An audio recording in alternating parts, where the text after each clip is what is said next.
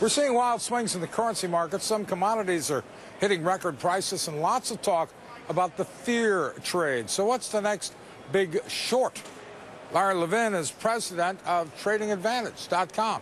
And Jon Najarian, the handsome Najarian brother, co-founder of optionmonster.com and fast money contributor.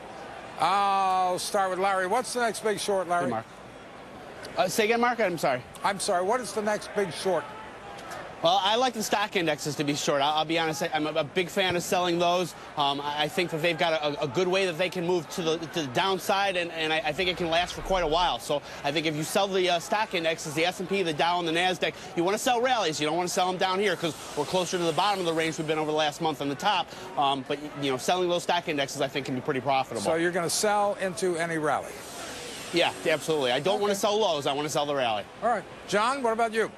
Well, Mark, I just was in Europe last week, and I must say that our fears and what we focus on about Greece is not what they're focusing on over in Europe, quite frankly. Yes, it's in the news all the time, but it's not spooking investors, and you see that again today with what's going on in the markets over there. So in other words, Mark, I would be a seller of fear, because I think when fear gets too high, as it's done several times, as you and I have talked in the last few weeks, it's been a very profitable trade to sell into that, much like Potter does in It's a Wonderful Life. Potter's not selling, he's buying. So in other words, since the fear index moves in the opposite direction of the stock market, when fear gets high, as it did a week ago Friday, and then of course that huge rally on Monday, and as it did again just yesterday, I am a seller of the fear index, the VIX, because it moves very fast to the other direction, and there are no natural buyers of that except when the hurricane's right offshore. So would that make you also a buyer of the market then?